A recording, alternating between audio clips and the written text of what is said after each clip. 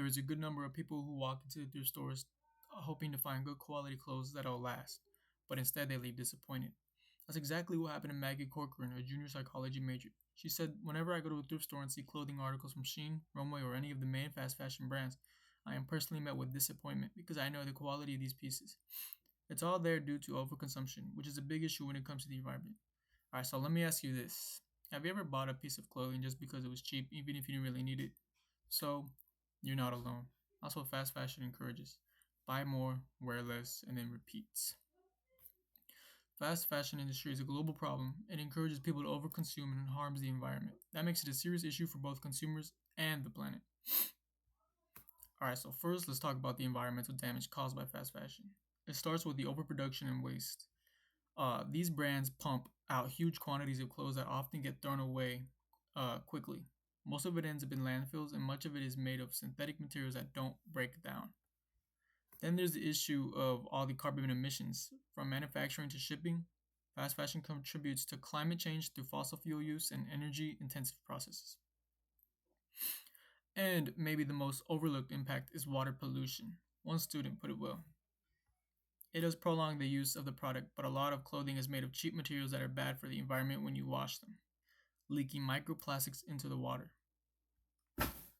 They also added, the waste that the fast fashion industry leaves behind is non biodegradable, which makes it even more of a pollutant.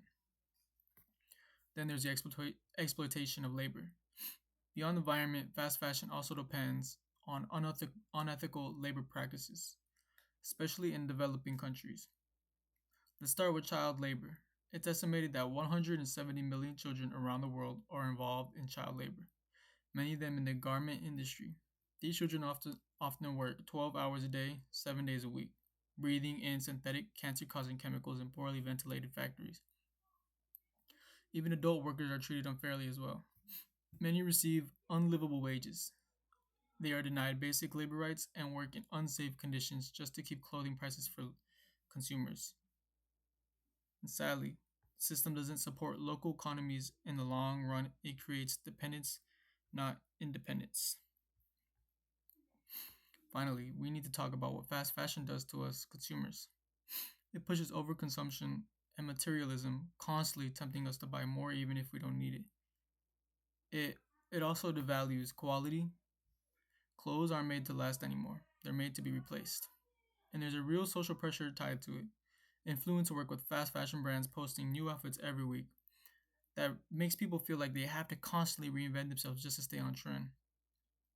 As one student said, fast fashion and the trend cycle are also boring in general, as they cause you to constantly feel the need to reinvent yourself to stay interesting.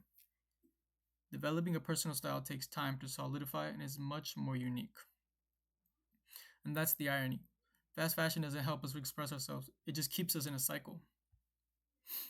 So you see, the truth behind fast fashion is pretty troubling. It might seem like a good deal at first, with cheap clothes and constant trends, but in reality, it creates massive waste, pollutes the planet, and contributes to climate change. It also relies on the exploitation of workers, many of whom are paid barely enough to survive.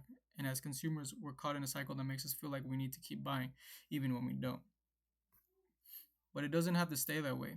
If we start paying attention to where our clothes come from and how they're made, we can make smarter, more ethical choices. Choices that are better for the workers, better for the planet, and better for us. Thank you for listening.